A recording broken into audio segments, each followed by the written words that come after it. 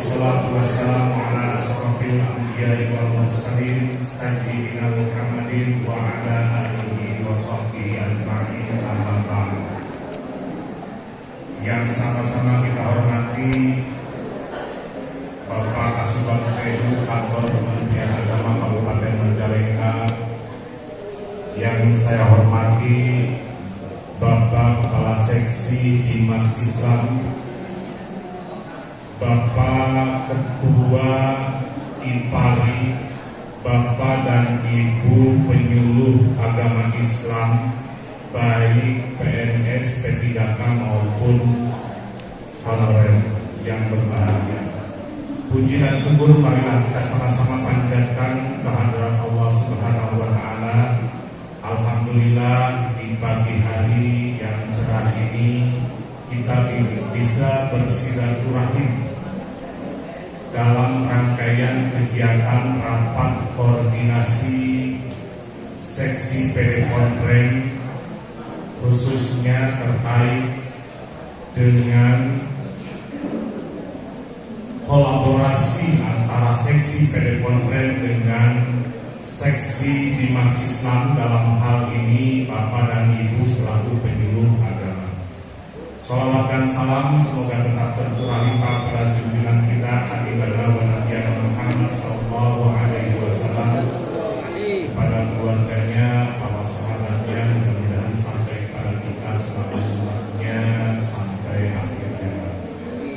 Bapak dan Ibu yang kami hormati, sebelumnya kami dari seksi PD Konpren mohon maaf, semula kegiatan ini akan dilaksanakan di Bukit Sanghyang Dora. Mungkin di antara Bapak dan Ibu ada yang sudah mendapatkan informasi awal, namun karena ada sesuatu hal, akhirnya kegiatan ini dilaksanakan di Gedung Hayani SPAI PUI Majalengka.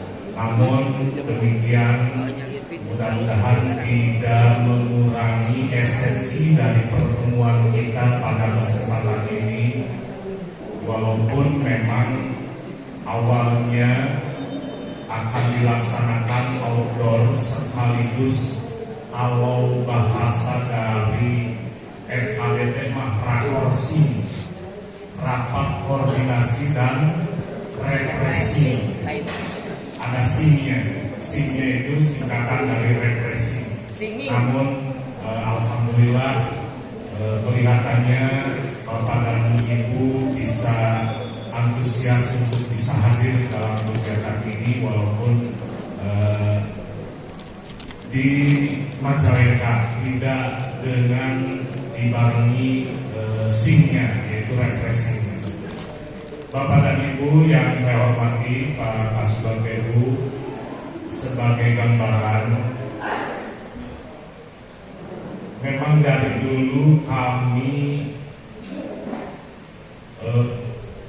menelaah regulasi-regulasi terkait dengan lembaga yang ada di seksi PD Konpren, khususnya pondok pesantren dan lembaga pendidikan Al-Quran, yang mana kedua lembaga itu walaupun memang betul non formal, akan tetapi sangat diperlukan adanya pembinaan dan pengawasan, karena memang itu kewajiban kami di Kementerian Agama selaku ibu atau yang melahirkan lembaga tersebut untuk senantiasa melakukan pembinaan dan pengawasan terhadap lembaga pendidikan Al-Quran dan pondok pesantren. Setelah kami menelaah, memang betul di sana ternyata tercantum bahwa kewajiban pembinaan dan pengawasan itu adalah kewajiban, salah satunya kewajiban kantor Kementerian Agama. Dalam hal ini, kantor Kementerian Agama bisa berkoordinasi dengan KUA. Nah, KUA dalam hal ini bisa juga dilaksanakan tugasnya berkolaborasi atau berkoordinasi dengan Bapak dan Ibu selaku penyuluh agama Islam. Makanya sebagaimana surat tugas yang sudah kami terbitkan oleh Bapak Pak Anton Kementerian Agama Kabupaten Majalengka, mungkin Bapak dan Ibu sudah mendapatkan soft file-nya. Mohon maaf kami tidak memprint out ya. Soft file-nya sudah Bapak dan Ibu terima mungkin ya. Di situ ada tugas-tugas Bapak dan Ibu selaku pembina atau pengawas untuk kedua lembaga tersebut, yaitu pondok pesantren dan lembaga pendidikan Al-Quran. Kalau untuk madrasah diniyah, kami menugaskan kepada pengawas madrasah dan KAI. Sementara pondok pesantren dan lembaga pendidikan Al-Quran, kami harap bisa bekerja sama, berkoordinasi terkait dengan pembinaan dan pengawasan pondok pesantren dan LPI dengan Bapak dan Ibu penyuluh agama. Ya, nanti secara teknis insya Allah akan kami paparkan setelah sesi pembukaan ini. Baik Bapak dan Ibu yang saya hormati, Pak Kasubag, mungkin Ibu secara gambaran awal terkait dengan rapat koordinasi pada kesempatan ini. Untuk itu marilah kita simak bersama sambutan arahan sekaligus membuka secara resmi kegiatan ini yang akan disampaikan oleh Bapak Kasubag PU Kantor Kementerian Agama Kabupaten Majalengka. Padanya kami persilakan.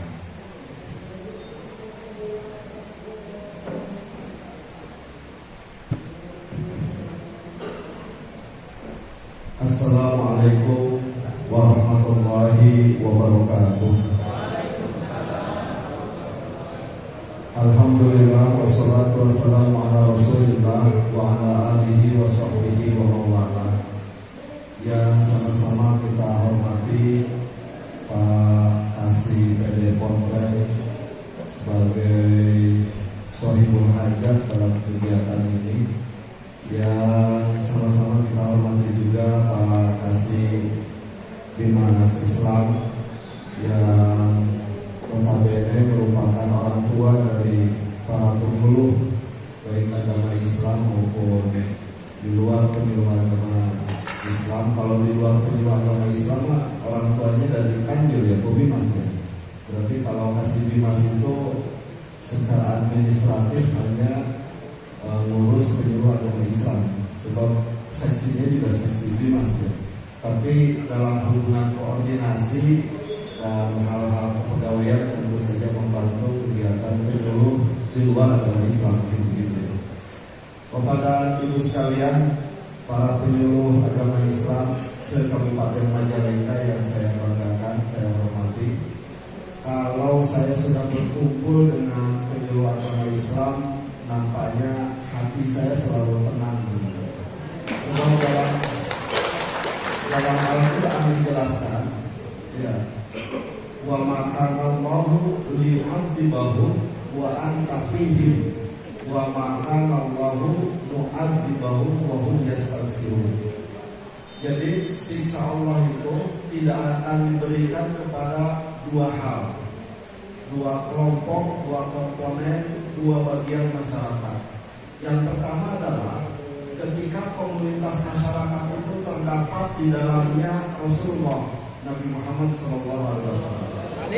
Wa maka Allahu liyu'adzibahum wa anta fihim. Jadi kalau ada Nabi Muhammad ya tidak akan disiksa, tidak akan dikenai adab oleh Allah, tidak akan kena musibah, kecuali kalau Nabi Muhammad berdoa untuk ditimpakan musibah. Tapi kan Nabi Muhammad tipologi itu bukan seperti itu.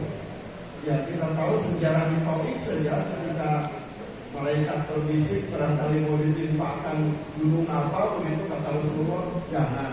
Ya, boleh jadi mereka belum mendapatkan hidayah. Jawabannya. Cuman persoalannya sekarang kan Rasulullah sudah wafat. Jadi kita tidak mengalami era Rasulullah. Tinggal yang kedua, wa maka Allahu mu'adzibahum wa hum yastaghfirun. Allah tidak akan menimpakan azab kepada manusia terkecuali komunitas masyarakat itu masih meminta ampun kepada Allah. Yang paling bertanggung jawab masyarakat untuk masih tetap istighfar, minta ampun, tetap sholat itu ya penyuluh agama Islam. Jadi penyuluh agama Islam ini adalah menjadi wasilah tidak ditimpakannya azab di Kabupaten Majalengka. Sehingga saya beranggapan selagi penyuluh agama Islam ini aja bisa tersenyum, sehat, panjang umur, maka saya simpulkan kiamat masih jauh, Pak. Jadi sekali lagi bahwa saya sangat berbahagia berada di tengah-tengah para penyuluh agama Islam sebagai lentera, sebagai pelita, sebagai penerang kehidupan beragama di masyarakat. Jadi saya sering mengungkapkan ya di hadapan para penyuluh bahwa tanggung jawab besar penyuluh itu yang pertama adalah meningkatkan pemahaman keagamaan untuk masyarakat. Tadina masyarakat alif bingkang acan dengan kehadiran penyuluh harus meningkat pemahamannya. Yang kedua, tanggung jawab besar penyuluh itu adalah peningkatan pengamalan ajaran agama. Tadina masyarakat sholat ngabulang betul, ayah penyuluh ayah penyuluh lah. Orang sholat mau ke masjid berjamaah kan begitu. Jadi jangan sebaliknya. Kami penyuluh agama Islam, tapi penyontohan kau berarti. Dan ceramah banyak berbeda. Sampai sebagian penyuluhan, penyuluh wakil semua bagian wakaf ya ada. Ya. Dan lima bagian wakaf pun penting orang nabi ceramah. Gitu. Nah, karena memang ya konotasi masyarakat, ekspektasi masyarakat terhadap warga Kementerian Agama ini jangankan kepada penyuluh, Pak, kepada saya aja. Padahal saya tugasnya hari-hari itu Kasubakteo, Pak. Kasubakteo itu hanya berkaitan dengan surat menyurat, disposisi, arsip, sarana prasarana, begitu, kepegawaian. Tapi ketika turun ke masyarakat, pawayahnya jantan khotib, pawayahnya jadi khutbah nikah, pawayahnya ngadoa. Saya kan tidak mengatakan Pak, di mana diurus surat menyurat, pawayahnya ngadoa, begitu. Nah, ini ekspektasi masyarakat itu tolong jangan kemudian diabaikan oleh kita, sebab mereka nanti kemudian memiliki penilaian yang berubah terhadap Kementerian Agama. Oh, itu kan Kementerian Agama ini paling terdakwah KB, ini tersawalat KB, begitu, ini tersawalat KB, begitu nanti.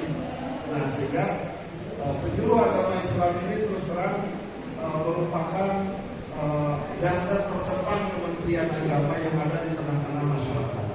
Saya Bapak dan Ibu dalam bekerja tidak akan menerima keluhan masyarakat secara langsung dalam hal surat menyurat.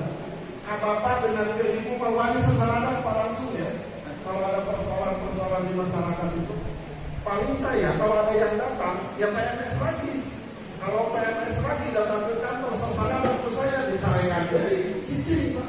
Hari apa sesaranan ke masyarakat dicarekan dari ya Bapak kalau kabut kurang baik di mata masyarakat. Oleh karena itu seni berinteraksi dengan masyarakat juga adalah sesuatu hal yang penting untuk dimiliki oleh penyuluh. Sebab bagaimanapun juga karakter daripada masyarakat itu berbeda-beda. Lain lanang, lain belalang, lain lubuk, lain ikannya. Bisa jadi kultur masyarakat Panyingkiran itu berbeda dengan kultur masyarakat Bantarujen.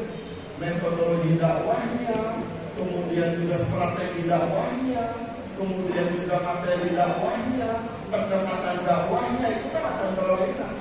Makanya luar biasa lah kesimpulannya penyuluh begitu. Ya. Dipindahkan dari kidul ke kaler, di kaler ke tengah, di tengah kawetan itu kan harus ada energi baru juga terkait dengan berbagai pola dan pendekatan yang dikembangkan di tengah-tengah masyarakat. Nah, ini diantaranya Bapak dan Ibu sekalian. Dan pada hari ini Bapak dan Ibu diundang oleh Pak Kasih Kontre dengan Pak Kasih Dimas Islam dalam rangka diberi tugas tambahan baru bukan diberi tambahan honor baru, bukan. Ya. Jadi hanya tugas yang baru, honor tetap lama, begitu kira-kira. Ya. Ini orientasinya adalah orientasi masa depan, orientasi ukhrawi pada kita. Nah, di mana selama ini Bapak dan Ibu memiliki tugas pokok dan fungsi yang sangat mendasar, yaitu terkait dengan kepenyuluhan di tengah-tengah masyarakat. Hari ini akan ditambah tugas Bapak dan Ibu sekalian melalui surat tugas yang sudah ditandatangani oleh Kepala Kantor, yaitu tugas pengawasan terhadap lembaga keagamaan yang ada di Kabupaten Majalengka. Berarti ada tanggung jawab akademis yang ada di pundak Bapak dan Ibu sekalian untuk mempelajari ilmu baru yang selama ini Bapak hanya mempelajari tentang ilmu dan strategi dakwah. Hari ini Bapak dan Ibu sekalian harus mempelajari tentang ilmu kepengawasan bagi lembaga keagamaan yang ada di Kabupaten Majalengka. Kalau kepengawasan itu adalah bagian dari komponen pendidikan Bapak dan Ibu sekalian. Makanya Pak Kasih Konrem, nampaknya memang surat tugas ini harus diiringi dengan secara teknis instrumen-instrumen apa yang dimiliki oleh penyuluh nanti dalam rangka melaksanakan tugas pengawasan, baik itu terhadap lembaga pendidikan Al-Quran maupun terhadap pondok pesantren. Oleh karena itu maka harus dipelajari dulu apa itu pondok pesantren, apa itu rukun lembaga pendidikan Quran, rukunnya apa, begitu. Kemudian wajibnya apa, sunnahnya apa. Ya. Kan kita sudah tahu kalau pondok pesantren itu kan rukunnya ada berapa? 5. 1 harus ada kiai, 2 harus ada masjid, 3 harus ada kitab kuning, 4 harus ada komo, ya sebagai tempat menginap. Yang kelima apa? Santri. Harus ada santri. Kalau kemudian ada lembaga pondok pesantren yang tidak memenuhi 5 rukun tadi, berarti belum layak dikatakan pondok pesantren. Kalau kemudian ujung-ujung lembaga itu walaupun tidak memiliki 5 rukun itu mendapatkan izin operasional di Kementerian Agama, mungkin itu masa lalu. Ya. Ketika pesantren itu rukunnya masih lengkap 5. Karena yang namanya pondok pesantren itu berkembang fluktuatif. Ya, kadang-kadang santrinya banyak, kadang sedikit, kadang juga tidak ada santri sama sekali, begitu. Ya. Kadang kiainya lengkap, kadang mungkin tidak ada sama sekali, begitu. Nah, oleh karena itu, Bapak dan Ibu sekalian, tugas daripada pengawas sesungguhnya sederhana. Yang pertama, tugas pengawas itu pengawas apapun dan dimanapun, tugasnya adalah satu sebagai controlling. Controlling itu artinya mengontrol, mengawasi. Ada apa sesungguhnya yang berkembang di pesantren itu? Ada apa sesungguhnya yang terjadi di lembaga pendidikan Quran itu? Apapun masalahnya, segera diatasi. Itu adalah tugas pengawas. Ya. Jadi mengawasi, mengontrol. Oleh karena itu, kalau ada lembaga pendidikan Quran, kalau ada lembaga pondok pesantren misalkan yang nyeleneh begitu, baik dari sisi tata kelola santri, yang kemudian dari sisi pengembangan kurikulumnya, maka pengawas harus merupakan orang yang pertama peka dan memberikan laporan kepada Kementerian Agama dalam hal ini kasih pondok pesantren bahwa sudah terjadi sesuatu di lembaga pendidikan yang diawasi oleh Bapak dan Ibu. Karena tugasnya kontroling, mengawasi. Pengawasan itu bisa kemudian terjadwal secara struktur, bisa jadi pengawasan itu sifatnya tidak terjadwal secara struktur. Misalkan seminggu sekali, 2 minggu sekali, sebulan sekali, itu terstruktur, terjadwal. Ada yang tidak terjadwal, ya barangkali waklah, mampir lah begitu, dan lain sebagainya. Dan punten, Ari pengawas pondok pesantren dan pengawas lembaga pendidikan Quran pasti beda dengan pengawas lembaga pendidikan formal. Ya. Lah saya yakin, lamun bapak-bapak asup ke pondok pesantren pasti yang diceritakan oleh pondok pesantren itu pada butuh. Jarang-jarang kamu datang ke pesantren, alhamdulillah bapak dongkap kebenaran terus kebedahan balong. Nah itu ya ada juga yang seperti itu. Nah jarang-jarang. Kamu lah misalkan, kayak ya pengawas dongkap kadir, sok siapkan bensinnya. Ada kepentingan gitu. Dan kemudian lalu pengawas lembaga pendidikan formal, kayak pengawas madrasah, pengawas sekolah, yang tidak nanti ayah master begitu kan. Kalau pesantren ini jangan diharap kepada itu. Makanya tadi saya katakan dia mah tugas masa depan. Ya. Orientasinya begitu harus disiapkan dulu mentalnya dari mulai sekarang. Kalau tidak ada kontrak seperti ini, langus lah. Artinya kabur wae di gawean, kabur wae dahulu honoran. Nah, artinya begitu mindsetnya dan saya tidak mau itu. Begitu. Oleh karena itu kalau bisa Pak Kasih Dinas tugas tambahan itu karena memang formal, surat tugasnya aya nomeran, surat tugasnya ditandatangan ke kepala kantor, surat tugasnya disempempel, itu adalah tugas yang melekat secara formal bagi Bapak dan Ibu sekalian. Ya. Masukkan nanti ke dalam SKP, Pak Kasih Dinas. Ya. Di dalam tugas pengawasan untuk honoran yang dilaksanakan, banyak nilai SKP-nya turun lah. Jangan baik begitu. Dan itu juga melekat terhadap kinerja kita sebagai aparatur sipil negara atau P3K. Ya. Karena biasanya dalam tupoksi itu Bapak dan Ibu selalu ada kalimat terakhir. Ya. Dalam tugas pokok dan fungsi itu 1 sampai 12 misalkan itu tupoksi Bapak dan Ibu ada nomor 13 ya, melaksanakan tugas yang diberikan oleh atasan. Tugasnya hanya nomor bisa jadi tugasnya pelimpahan begitu dari yang lain atau tugasnya itu berupa tugas tambahan dan itu resmi dicantumkan dalam tupoksi. Ya, termasuk Bapak dan Ibu nggak bisa mengatakan Yuma lain tupoksi penyuluh mengawasi LPK dengan pesantren Pak Yuma tugas batur dan nggak bisa begitu. Kalau sudah di SK-an surat tugas, kalau sudah dirinci tupoksinya itu maka melekat menjadi tugas Bapak dan Ibu sekalian secara formal. Jadi yang pertama tadi ya, tugas pengawas itu adalah controlling, memberikan pengawasan baik terhadap pondok pesantren maupun terhadap lembaga pendidikan Al-Quran. Yang kedua, Bapak dan Ibu, itu adalah tugas pengawas itu sebagai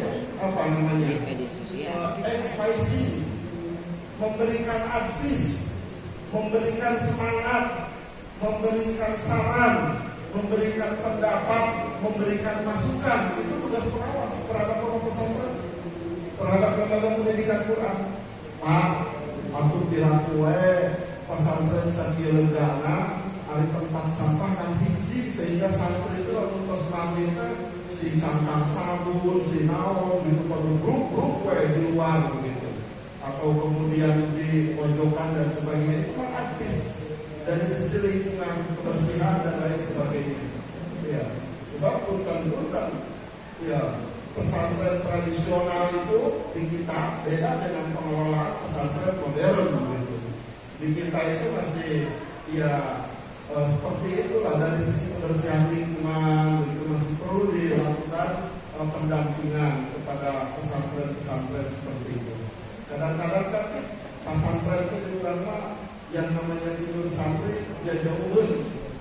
Lamun misalkan santri di kameran, kemudian di ranjangan, di kasuran, sama mari hiji, begitu kan jarang-jarang. Kebanyakan apa kobongnya kan udah aja dalam bentuk begini ruang terbuka. Rek di kasuran rek di sama begitu rek di tehal tenanan. Kadang-kadang santri itu dapat gelang-gelang milih karena di masjid akhirnya di bawah ke pantai ke masjid sare di masjid. Hujannya kehujanan begitu, kapeteran di luar itu. Sering terjadi saya menyaksikan hal yang seperti ini. Ya karena mungkin tingkat okupasi daya tampungnya tidak memenuhi. Bapak dan Ibu, jangankan lembaga pendidikan yang sifatnya non formal punten, baik itu lembaga pendidikan Quran maupun pondok pesantren, lembaga pendidikan formal saja, sekelas madrasah ibtidaiyah, sekelas madrasah sanawiyah, sekelas madrasah aliyah, kadang-kadang banyak yang dari sisi sarana prasarana itu tidak memenuhi terhadap ketentuan yang ada. Sering saya Bapak dan Ibu melihat di madrasah ibtidaiyah khususnya swasta dan tidak diberi tempat Bapak dan Ibu kelasnya disekat ke GRC.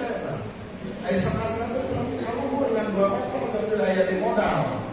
Jadi budak sekelasnya 2 rombel, lu hiji di sebelah katuhu, lu hiji di sebelah kiri. Namun dia aja tarik-tarik, cek guru dia nerangkan tentang matematik, guru dia nerangkan tentang Quran hadis. Budaknya ditutupan sebelah, gimana ditutupan? Sampai dikampiran itu kalau pendidikan formal, apalagi kalau pesantren. Walaupun memang ya banyak juga kalau pesantren yang dari sisi fasilitas, sarana prasarana sangat memadai. Kalau lawan saya kalau pesantren yang uang pangkal 20 juta dijamin oleh sarana prasarana. Tapi ulama nggak ada di majalah yang kaya tuh kalau pesantren uang pangkal 20 juta. Di lembaga pendidikan formal Bapak dan Ibu saya menyaksikan ada satu kelas pembelajaran itu muridnya 72 orang. Bayangkan. Sekelas TNI ukuran luas itu paling 7 kali 6. Dinamakan lebar-lebar lagi 7 kali 7 MI itu 7 kali 7. Kalau untuk MTS 7 kali 8. Kalau untuk aliyah 7 kali 9. Kan itu yang ideal ruangan pembelajaran. Ini diisi oleh 72 orang. Ya, bagaimana akan nyamannya pembelajaran? Itu di lembaga pendidikan formal, apalagi ini di lembaga pendidikan non formal, sehingga advis, saran, pendapat, masukan dari seorang pengawas untuk lembaga pendidikan itu sangat berarti. Ya. Jadi karena pasti balikin ke penyuluh teh, bisa wae ngomong kan dia duit begitu kan, orang ngomong kumpul gitu. Nah ini seni lagi kembali bagaimana pendekatan, metodologi dan strategi yang kita kembangkan. Yang ketiga, Bapak dan Ibu, selain controlling, kemudian tadi advising, yang ketiga adalah supporting. Supporting itu apa? Memberikan support semangat. Ya. Pak, kita tinggal 2 bulan deh ke penerimaan santri baru tuh, ke penerimaan siswa baru tuh. Cobalah dari sekarang kita support lah pembentukan panitia, dari sekarang kita support lah untuk menyiapkan fasilitas penerimaan santri baru, tempatnya di mana ya, kita bagaimana programnya, schedule-nya seperti apa dan lain sebagainya, termasuk di dalam lembaga pendidikan Al-Quran. Jadi 3 Bapak dan Ibu, 1 controlling, 2 advising, yang ketiga adalah supporting. Itu penting dimiliki keterampilan itu oleh seorang pengawas. Dan nilai nanti 5,6 misalkan. Setelah ayat surat tugas di kepala kantor ke penyuluh, maka nilai pesantren yang paling itu 6,0. Mulai mah beda. Nah, sampai tugaskan penyuluh jadi pengawas pondok pesantren teh. Jadi pesantren itu masih ada itu teknis kejigawean begitu. Pesantren teh terus bantuan operasional pesantren SPG salah wae begitu misalkan. Artinya tidak ada perubahan yang nyata yang nampak.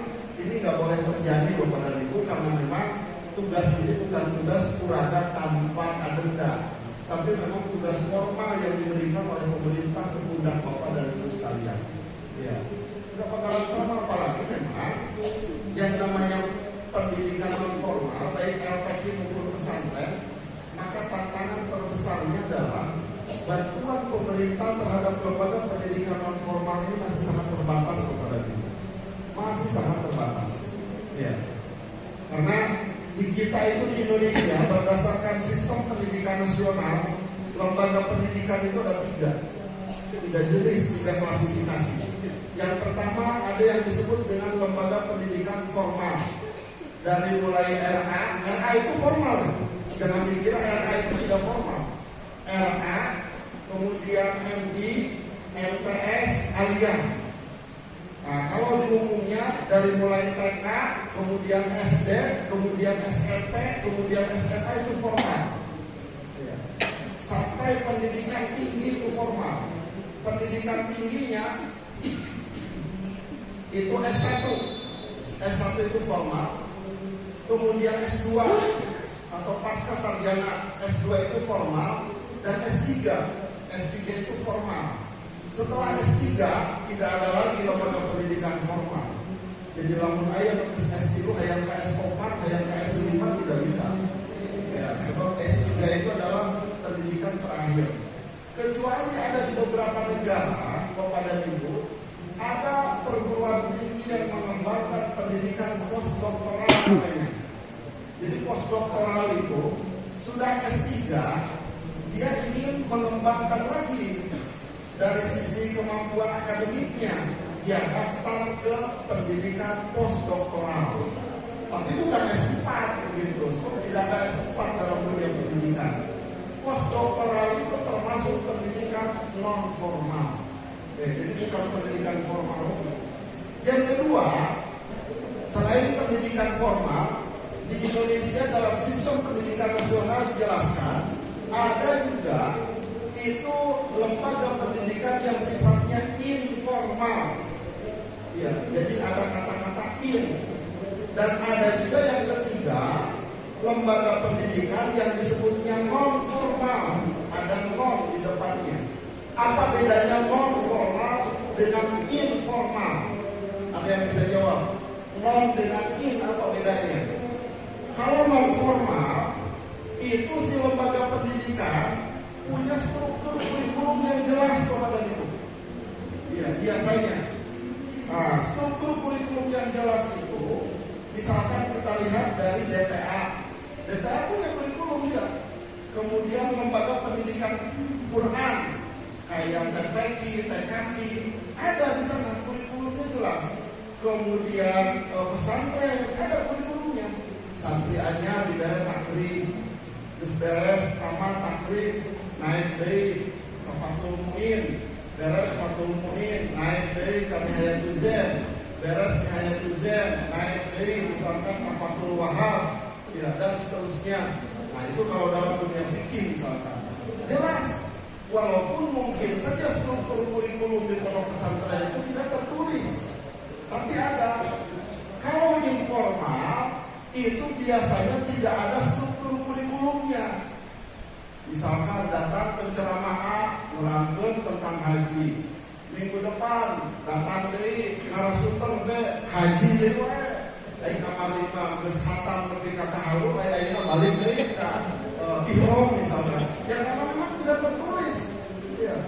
Datang dari narasumber yang lain tentang sholat, datang dari tentang wudu, tentang tidak tertulis. Makanya kalau majelis taklim yang diasuh oleh penyuluh agama Islam ini tidak memiliki kurikulum, maka itu disebut sebagai pendidikan informal. Kalau majelis taklim Bapak dan Ibu ini memiliki kurikulum yang jelas, maka itu bisa termasuk pendidikan non formal. Jadi nggak bisa diklasifikasi majelis taklim pokoknya ini masuk non formal, majelis taklim itu nggak bisa. Bisa jadi majelis taklim itu rata-rata termasuk pada klasifikasi lembaga pendidikan yang informal, majelis taklim itu. Terus yang nyata-nyata informal apa? Pendidikan di tengah keluarga, pendidikan di masyarakat, itu pendidikan informal maksudnya. Tidak ada kurikulumnya, tidak jelas siapa gurunya, ya tidak jelas tujuan pendidikannya, tidak jelas rencana pembelajarannya. Itu pendidikan disebut pendidikan informal. Makanya tahun itu termasuk non formal, DTA non formal, pondok pesantren non formal, LPG termasuknya non formal, bukan informal. Ya. Kalau informal itu tidak jelas struktur kurikulumnya. Nah ini diantaranya gambarannya seperti itu. Bapak dan Ibu, khususnya LPG ya. Kalau pesantren sudah jelas, itu adalah lembaga pendidikan yang tertua di Indonesia. Ya. Saya sebetulnya nggak sepakat dari sisi teori pendidikan ketika mengatakan bahwa pesantren itu perlu dimodernisasi. Nah, kalimat itu agak janggal juga kalau bagi saya secara pribadi. Kenapa?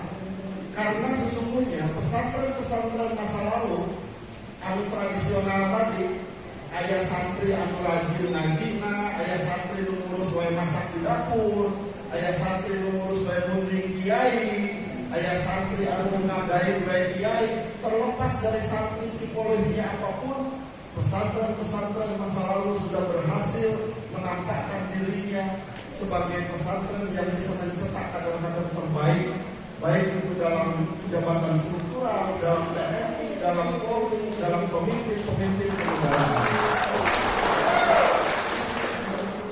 Itu sudah jelas. Pejabat TNI, Polri banyak yang jadi pondok pesantren, yang jadi wapres juga ada yang jadi pondok pesantren, yang jadi presiden juga ada yang jadi dari pondok pesantren. Itu bukti bahwa pondok pesantren yang dianggap sebelah mata sebagai lembaga pendidikan yang kelas 2 mungkin kelas 3 bahkan bisa jadi kelas 7, buktinya bisa memperlihatkan kepada kita bahwa lembaga itu adalah lembaga pendidikan yang sangat tangguh. Bagaimana tidak pesantren itu kan dikembangkan di dalamnya, bagaimana cara menginikan mental. Bapak dan Ibu kuat ayah di lembaga pendidikan, santri terbuka beas kayak dahar begitu, ngaliwat akhirnya dicayang si loba jadi bubur, mahi takut di luar. Ya, itu kan bagian dari kreativitas dan ketahanan hidup sesungguhnya yang di kemudian hari itu menjadi modal dasar bagi dia dalam kehidupannya. Ya. Makanya kalau bicara mental santri masa lalu dengan sekarang mungkin berbeda, tapi ya zamannya juga berbeda Bapak dan Ibu sekalian. Saya tidak mengatakan yang dulu, yang sekarang semua jadi lebih jelek dari yang masa lalu, enggak juga. Tentu ada masanya, ya, setiap hal yang terjadi. Tapi intinya pondok pesantren adalah lembaga pendidikan yang berkontribusi besar terhadap bangsa ini. Apalagi kalau bicara tentang perjuangan kemerdekaan dan lain sebagainya, tentu basisnya adalah pesantren. Jadi saya tidak setuju dari teori pendidikan yang mengatakan pendidikan itu yang penting adalah critical thinking, katanya. Jangan lebih banyak dibebankan kepada hafalan, katanya. Kata siapa? Pesantren ini ngapalkeun Alfiah Ibnu Malik 1000 seberapa? Ben, itu kan luar biasa. Yang bisa menghafal 30 juz itu kan luar biasa. 30 juz itu kan 6.666 ayat kata satu riwayat ya. 124.129 kalimat. Ya. 325.324 suku kata. Ya, luar biasa yang terbalik. Walaupun memang dari sisi teori, dari sisi sains, ya itu tidak apa-apanya. Ya, dibanding dengan satu sel otak manusia yang bisa menyimpan memori setara dengan sekian gigabit. Apalagi manusia itu otaknya di atas 750 juta sel. Satu sel saja sudah di atas 20 gigabit. Jadi kalau Al-Quran itu sebetulnya hanya nempel untuk saparapatnya aja dari satu sel otak manusia. Makanya hafalan dalam pendidikan itu yang penting kalau menurut saya. Jangan mengabaikan pendidikan itu yang penting, critical thinking, hafalan dikurangi, nggak benar juga kalau menurut saya teori seperti itu. Justru, jadi ulah sampaikan khawatirkan kemampuan otak manusia dalam menghafal Al-Quran. Justru aneh banget, apa-apa Al-Quran. Ya. Jadi ada seluruh kepala yang paling mahal di dunia itu adalah kepala orang-orang Asia, khususnya Indonesia. Sebab kepala orang-orang Jepang, orang-orang Eropa harus penuh memori otaknya untuk segala hal. Al-Quran mah kosong kene. Biasanya rumah hama memori. Nah, Al-Quran mah masih ori kene begitu. Karena harganya paling mahal di dunia. Bukan ceprok ya dulu. Harus berpikir ya. Rumah Kak. Nah, yang kedua kepada Ibu, LPQ ini memang menjadi apa ya? Menjadikan ada perubahan secara sosial yang sangat fundamental di Indonesia. Termasuk juga selain dampak positif ada juga dampak negatifnya. Kita lihat Bapak dan Ibu, kehadiran lembaga-lembaga pendidikan Quran itu berdampak kurang baik terhadap kemakmuran masjid rata-rata. Dari lama kan nggak ada lembaga pendidikan Quran, namun ngaji aja pasti di masjid. Dulu mau begitu, bawa sarung, bahkan 14 ngaji tos di sana lebih ke sholat subuh. Punten wong ieu mah penting di masjid. Jadi tos ngaji aja, nginep di masjid. Dulu kan begitu. Sekarang dengan kehadiran lembaga-lembaga pendidikan Quran, ya anak itu merasa sudah ngaji, Bu. Ditanya Quran, ditanya begitu. Ketika kemudian orang tuanya disuruh ke masjid, ya Pak, kan ngaji tadi. Kata pagi, KRPG, bedana aku di sholat di masjid, kan begitu. Sehingga fenomena yang berkembang sekarang rata-rata masjid itu sepi dari anak-anak. Sebab tempat ngajinya dipindah yang tadinya di masjid menjadi ke lembaga-lembaga pendidikan Quran. Di satu sisi ini kan jadi problem sosial menurut saya. Komo ayo nama masjidnya jadi banyak kepada ibu. Lu di baracaan kreatif DKM. Dilarang tidur di masjid. Anak-anak tidak boleh ribut. Dilarang membawa HP ke dalam masjid. Saya kalah harga. Jadi masjid itu akhirnya kalau menurut saya pendapat pribadi boleh bapak dan ibu tidak setuju. Kurang ramah terhadap umat bapak dan ibu. Dan kalau istirahat di masjid jangan tidur di masjid. Dan bawa budak nggak boleh ribut di masjid. Dan budak itu bisa hidup ribut. Saya sering diskusi, ya, berdebat dengan para pengurus DKM. Kata saya mempunyai duit di masjid di sisi jalan raya di Bacaan. Boleh tidur di masjid sepuasnya, anak-anak boleh main di masjid sepuasnya, bapak-bapak, ibu-ibu boleh main HP di dalam masjid sepuasnya. Itu penting masjid ramai begitu. Ya. Sekarang efeknya masjid itu sepi kepada itu. Terus bisa dikunci, lampunya dipadamkan. Bagaimana akan ramah terhadap umat? Ya. Barudak kekaret pengumpatannya di masjid. Ya. Ribut DKM. Ya, keraya majelis talim anak-anak ada yang nangis, ibu-ibu nu sejen kan, dan yang bisa untuk majelis talim mau budak begitu. Itu adalah bagian dari pendidikan. Ya. Ini juga paradigma yang bergeser dalam pemahaman para pengelola DKM. Ya. Ini juga menjadi tugas para penyuluh bagaimana masjid itu diletakkan pada fungsinya secara benar. Sepi Pak, itu masjidnya tidak beraktif coba.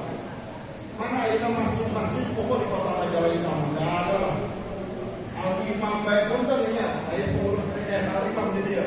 Yang tadinya ada Bambim, pendidikan Quran bagi anak-anak, keluar Pak dari Al-Imam, malah nyewa tempat di ruangan di sebelah barat. Dan nggak benar itu, hanya Bambim di luar masjid lah. Namanya juga Bambim yang kudu di masjid begitu. Ya. Sebetulnya saya sering mengkritik Al-Imam itu karena saya nyatakan masjid Al-Imam itu kurang ramah terhadap anak. Ya. Nah ini diantaranya. Jadi ini juga tugas kita. Nah secara kesejarahan kepada dulu, ya itu kan di zaman Rasulullah, di zaman Khulafaur Rasyidin, di zaman Bani Umayyah, ya di zaman Bani Abbasiyah. Yang namanya pola-pola pendidikan itu banyak dikembangkan di masjid. Ya, ada kutab, ya kemudian ada apa lagi di masjid itu pengajian itu. Ya. Nah, seiring dengan perkembangan, memang muncul madrasah pertama kan. Ya, pola-pola pendidikan di luar masjid itu di gedung-gedung khusus lah. Dibangun itu yang disebut dengan madrasah nizamiyah itu, ya, yang disebut dengan madrasah nizamiyah itu kan madrasah pertama di dunia. Bagaimana kemudian pola pendidikan itu didesain sedemikian rupa, ya, dalam upaya fokus terhadap pengembangan pendidikan Islam. Kurang lebih kalau tidak salah tahun 11 Masehi, 1108 yang namanya perkembangan sampai kemudian ya dunia Islam kan menjadi parameternya perkembangan pengetahuan di dunia pada umumnya. Yang kita mengenal bagaimana Baghdad itu menjadi tamadun dunia. Pusat-pusat budaya Islam itu kan satu Baghdad, ya, yang kemudian menjadi hancur di tahun 1024 gara-gara serangan dari pasukan Mongol itu yang melakukan Islam itu. kemudian ada Damaskus, kemudian di Syria ya yang sekarang luluh lantak juga, kemudian ada Kairo di Mesir, kemudian ada Basra dan Kufah, kalau yang sekarang masih Irak juga ya. Jadi pusat-pusat peradaban itu betul-betul menjadi ikon kemajuan umat Islam. Dan tentu hari ini tanggung jawab besar kita adalah bagaimana di Kabupaten Majalengka ini muncul lembaga-lembaga pendidikan yang berkualitas, yang bisa menghantarkan kepada anak-anak masa depan kita sebagai anak-anak yang bisa tafakur fiddin, baik melalui pesantren dan melalui lembaga pendidikan Quran. Lembaga pendidikan Quran harus berdaya, lembaga pesantren juga harus berdaya. Oleh karena itu, yuk salah satu bagian dari pemberdayaan pesantren dan lembaga pendidikan Quran itu kita awasi bersama-sama. Dan tugas pengawasan ini akan dilekatkan di pundak Bapak dan Ibu sekalian. Makanya betul-betul saya serius ini menaruh harapan yang sangat besar penyuluh ini. Bagaimana pesantren dan lembaga pendidikan Quran di Kabupaten Majalengka ini menghasilkan generasi-generasi emas di masa yang akan datang. Barangkali hanya itu yang dapat saya sampaikan. Mohon maaf apabila ada kekurangan dalam penyampaian saya apabila ada kesalahan. Nanti secara teknis Pak Kasih Dimas, Pak Kasih Kontren tentu akan memberikan arahan-arahan. Dan saya sangat meyakini bahwa pertemuan ini adalah pertemuan yang sangat strategis bagi kita semua demi masa depan generasi penerus kita semua. Itu saja. Bila taufiq wal hidayah. Wassalamualaikum warahmatullahi wabarakatuh.